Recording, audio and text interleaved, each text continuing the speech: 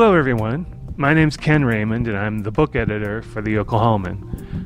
I'd like to welcome you to the newspaper's latest podcast, which is all about books, writers, publishers, illustrators, libraries, literacy, basically anything and everything about reading. We're calling this podcast Bookmarks, and right now might be a good time for you to bookmark this site on your phone or computer so you'll always know how to access it. Sometimes you may just listen to me talk. Other times I'll host guests who can share their perspectives on the written word. Sometimes you may just listen to me talk.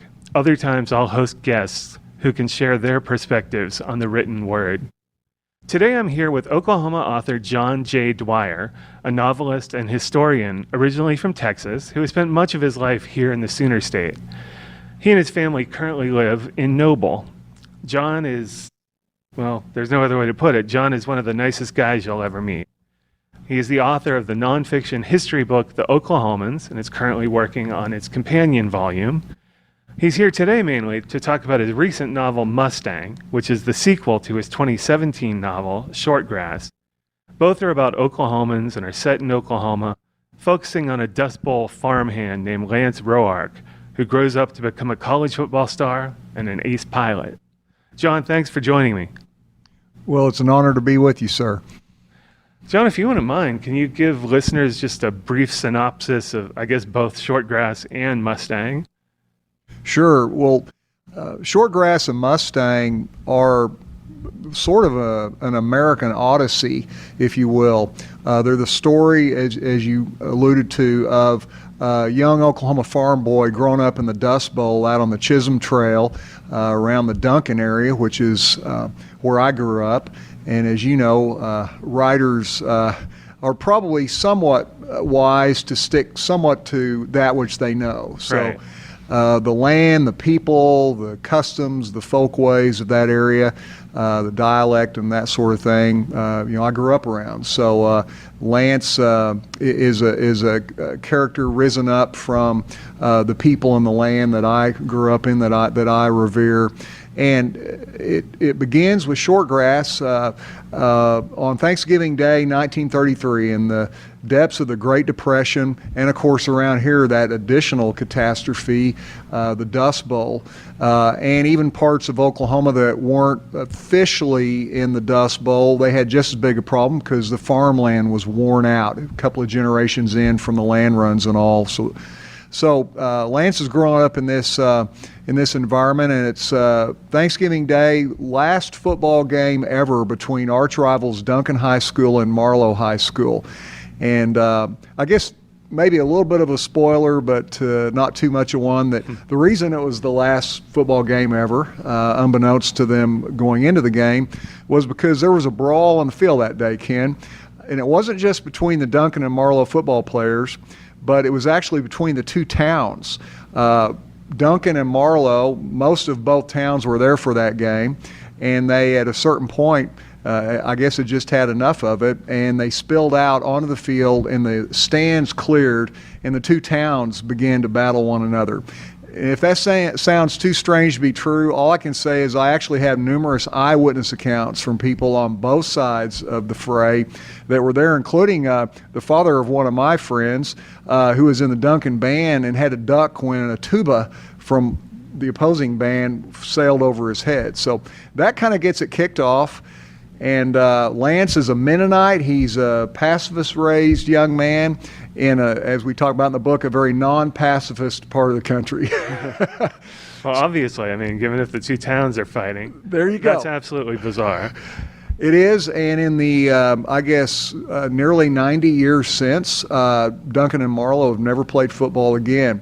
Although D.L. Green, a very well-known town father of Marlow, very successful banker, Bank First now, he regaled me one time with a story how they tried to have a wrestling match one time, maybe 20, 30 years ago, and something similar occurred during the wrestling match.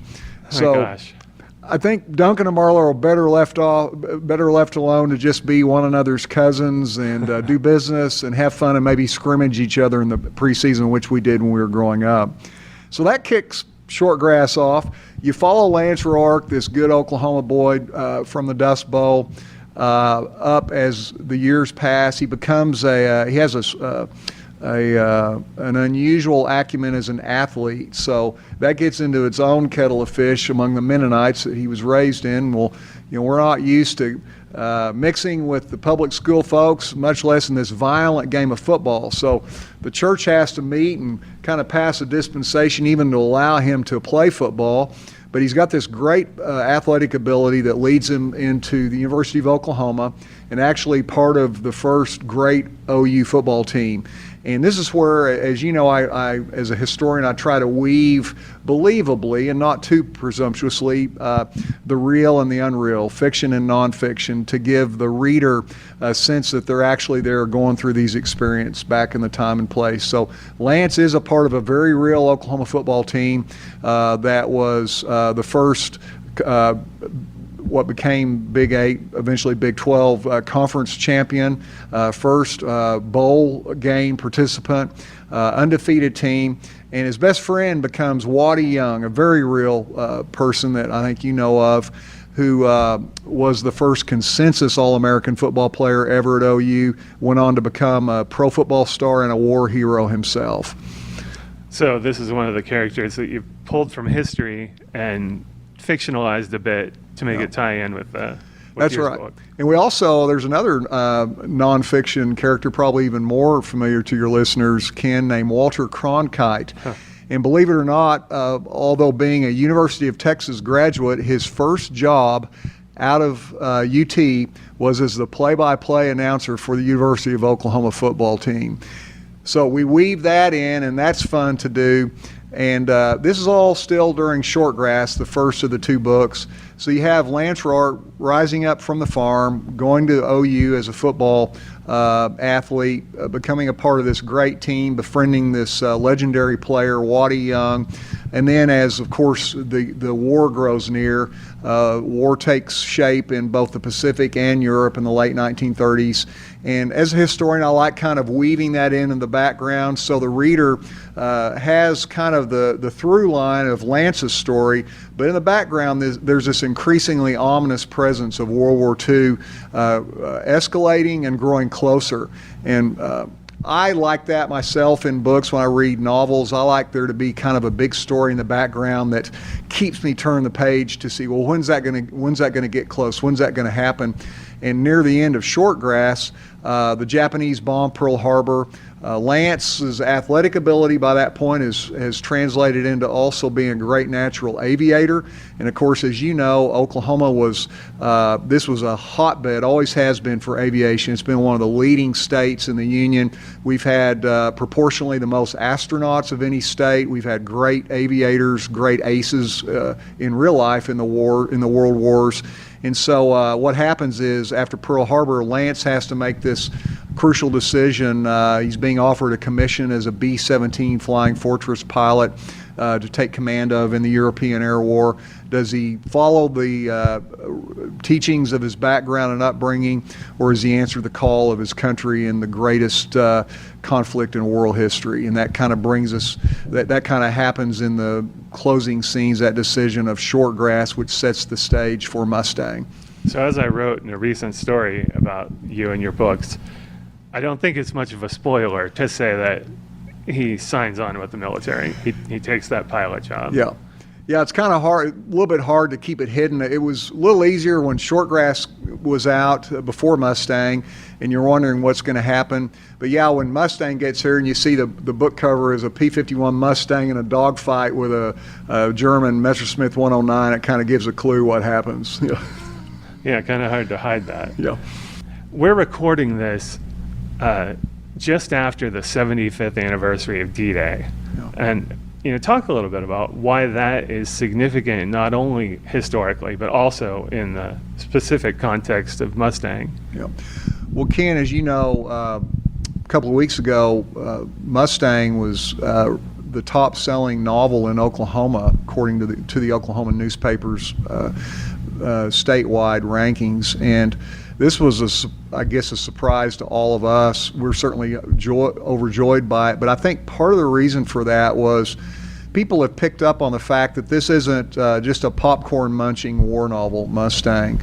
And I didn't actually realize until another recent interview when it was a Texas broadcast, and the host, who himself was a veteran of the Middle East or Middle Eastern conflicts, he asked me how the scenes in Mustang could resonate so realistically with Lance Roark, this good old all-American heartland farm boy from Oklahoma that rises up from the Chisholm Trail Dust Bowl and becomes this leading aviator in World War II.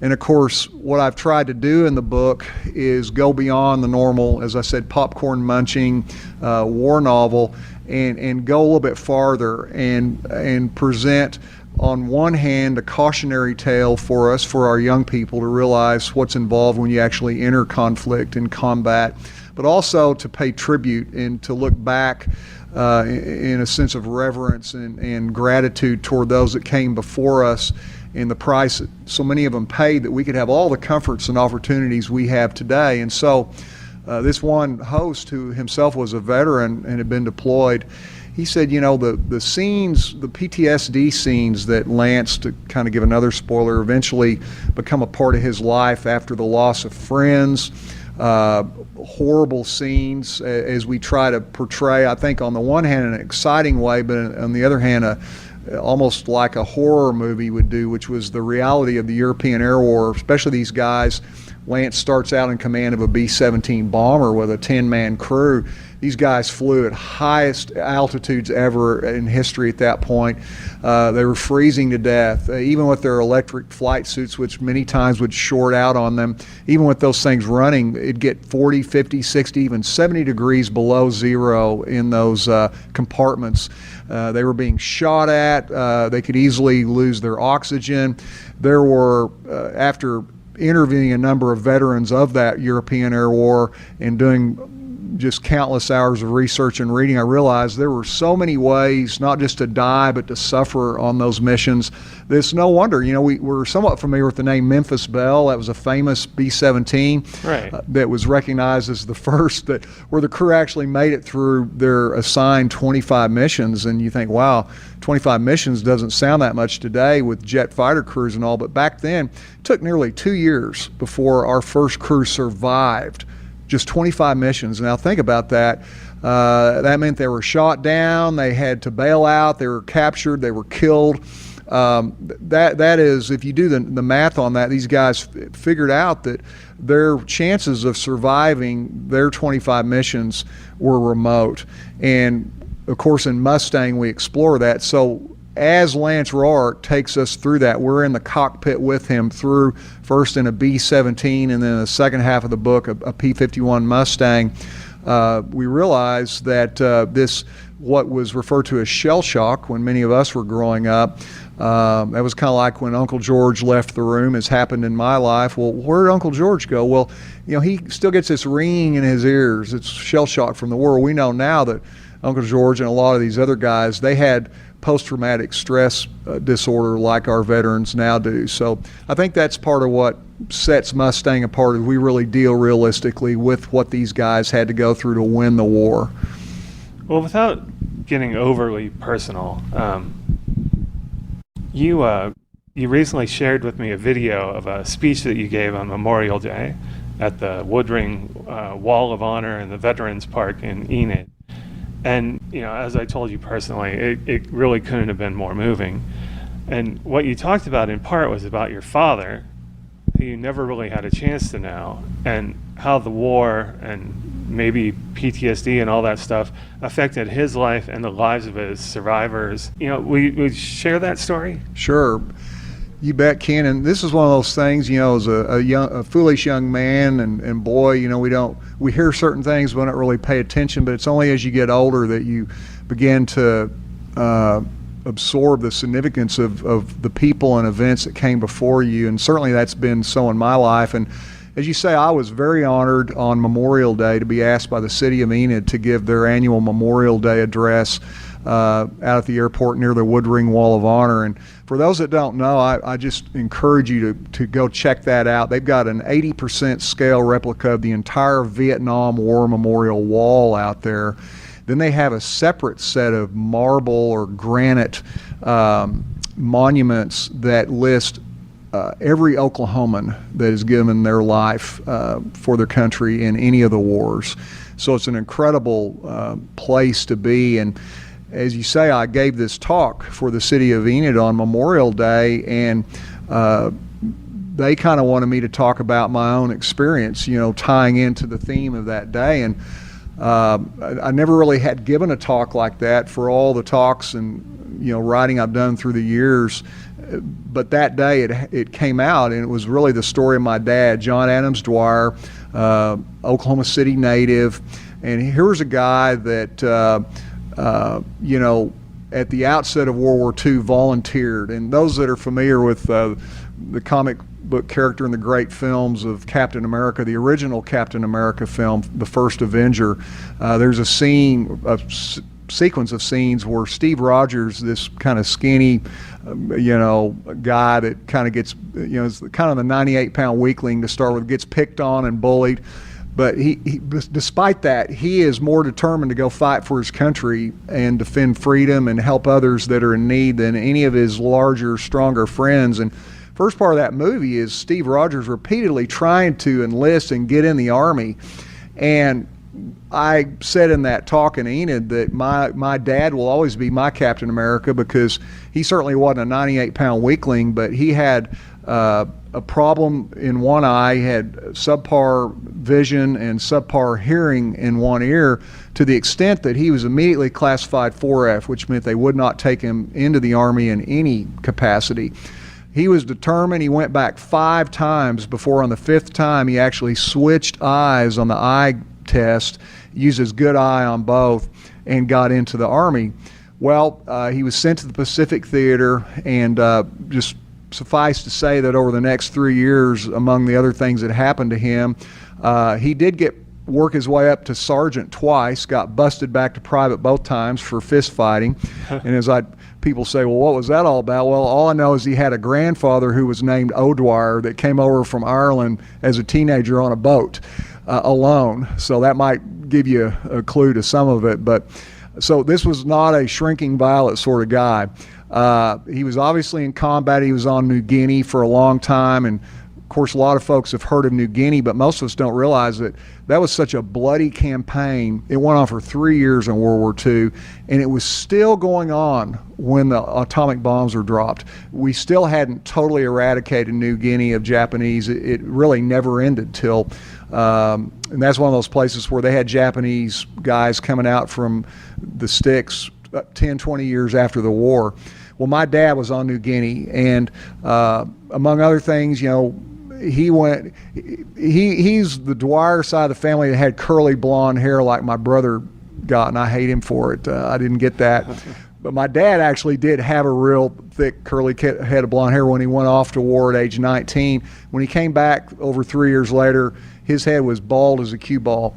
He had caught malaria during that period. He had bouts of it for the rest of his life. He had lost, of course, a number of good friends. And my mom, who he married a few years after he got back, said that periodically till the end of his life he would have these horrible nightmares. And she eventually figured out they were about the war, and she would always ask him, tell me what happened. And he would always tell her, like so many guys of that generation, well, I'll tell you all about it someday. Well, he died at age 35, big, tall, barrel-chested man, and as I think part of the reason the doctors attribute it to was diseases and stuff he'd gotten during the war. He said a lot of guys in the 50s were dying young. They were victims of World War II. It just took them a longer time to die. And so as I grew up as a baby boomer, not only was World War II this great unseen presence that we all heard about, read about, watched movies about, emulated after school, playing Army and all, but I had a more personal application. My dad, was this guy that, as I think was very respected. I heard about him my whole time growing up. All the relatives would talk about him. His old friends would come and visit, stay, to dinner with us and talk about Johnny. That's what they called him, Johnny Dwyer. And so I grew up the whole time hearing about this war and hearing about this guy and never meeting him. So I think, getting back to that theme of writers write what they know, I think in a way that my whole life, like some of my heroes, like Stonewall Jackson, was in pursuit of finding my father. And I think where I maybe finally found him was in the creations and the pages of my own books that he appeared. And in fact, I dedicate Mustang to my father, and it's probably a belated dedication. One of the things that amazes me about you, John, is the sheer amount of books that you write, or the amount of projects that you take on. I don't know how, as someone who has not published a book, I don't know how you find the time to do all the writing, and you have responsibilities as a professor at Southern Nazarene University, and you have these side projects too. Plus you're working on the sequel to The Oklahomans, which is highly anticipated. How in the world do you do this? Wow. I'm not sure there's an easy answer to that. And I know that it's a challenge, but I have no more of a challenge in my life than most people do that are listening. I know that some guys are born with the ability to get under the hood of a car and work magic. I didn't get that gift, but I clearly, in my DNA, and maybe it's that old Dwyer side was passed down, the Irish are known as storytellers, and at root, I think that's what I am. I'm ultimately, beyond being a professor or an author or Sunday school teacher or whatever, I love to tell stories to inform people about something they didn't know that can excite and elevate and inspire them. I don't just want to tell them news that might be bad or yucky or salacious news. I want to tell them a story about something that they didn't know, that they can marvel at and be lifted up a little beyond where they were to begin with. And so that's my guiding light, is how do I tell the story that's inspiring to the most people. And I had this gift, I guess, as a young boy, going back as far as I can remember. I was writing stories. I was remember at, believe it or not, Millwood Grade School in Oklahoma City in 4th grade, that Mrs. Irwin called me up front of class one day, wanted to know what I was writing on this piece of paper during English class, and I was emulating my own daily Oklahoman sports page, believe it or not, in the mid-'60s. And she looked at it, and I thought, oh no, she's going to read it to the class, and just put it to the side and said, go back to your desk and don't do that anymore. Well, I was writing family weekly newspapers for the Dwyer family not long after. I was writing Westerns and cowboy stories and gangster and World War II stories in Duncan Junior High and high school, and those stories would float around the school. I figured out if I put names of friends in them, everybody would want to read them and see if they were in it. So and then I worked at the Duncan Banner newspaper in high school and college, went to OU on a journalism scholarship. But in fact, Mike Treps, who's a pretty well-known name in Oklahoma, great journalist and former Channel 4 sports anchor and OU play-by-play announcer, he actually offered me the job of the student media information director at OU. He was the media information director himself. And it was before I'd taken my first class at OU. I was 18 years old, and I was such a knucklehead, Ken, that I thought about it, and I said, I appreciate that, but I'm going to pass at this point. I've got a lot of other things going, which at that point in my life, a lot of other things was really, drinking beer and chasing all these pretty girls at OU that I found as a freshman. So through that period of time, and maybe this is a message for some of those that are wondering, that might want to write, that are wondering, has the ship sailed? Have I waited too long? Well, I waited a long time. I lost my journalism scholarship. I did manage to graduate by the skin of my teeth, but for a number of years, I was out of what I should have been in. I went into business, and it took the oil boom and bust to break me, and ultimately, like a lot of people in the early to mid-'80s, to bring me to the end of myself. That's when I became a Christian. And when I began to try to live a decent life and quit taking advantage of people and all that sort of thing, it was like somebody turned a spigot a tap back onto my life. I started having this compulsion to write notes and ideas about people that were imaginary. I didn't know what it was. And it went on pages and pages where I had literally hundreds of pages. And one of my buddies kept, Doug Miller, who's former state rep here in Oklahoma, kept saying, "What are those paper deals you write?" And I said, "Honestly, I don't know." I said, "They're kind of like imaginary characters and story ideas." But, well, that was 1984. And it took 14 years before my first book was published. So that's a long answer to say, how do I do it? I do it because I feel like I have a calling from the Lord. He has forgiven me more than I could ever imagine. He has given me gifts that in too many ways I've wasted. And so I'm doing my best with whatever time I have left to honor him and to bless others and to live out the calling that I have. And that seems to be related in various ways to storytelling. And I love Oklahoma, so as I've gotten older and realized, like so many people who grew up, especially in small towns in Oklahoma, we realized late what we got that we kind of smirked at when we were growing up. So that seems to be what I'm writing about now, and that's certainly the genesis from where Lance Roark and Shortgrass and Mustang came from. And he couldn't wait to get out of Duncan, Oklahoma either, by the way, in the beginning. Well, we only have time for a couple more questions. One important one I want to ask is, where can people pick up copies of your books? Yeah. Well, of course, first and foremost, we're fans of and supporters of our local bookstores, and I just exhort your listeners, if you're listening to this show, you're probably a reader, and we have bookstores here in Oklahoma that need our support. They need us. Even if you want to order it, but order it through your local bookstore. And we're talking places like Full Circle Books here in Oklahoma City, Best of Books in Edmond, Putnam Six and Enid, the Barnes and Nobles across the state. I'm sure I'm leaving out some good ones, but these are folks that they live here, they raise their kids here, they pay their taxes here, they volunteer here. You can always go online, of course, and get it anywhere online. But I just encourage you to support our Oklahoma bookstores. And they all either have Shortgrass and Mustang or they can get it for you. And I happen to know they can get it for you as quicker than Amazon can. Very good.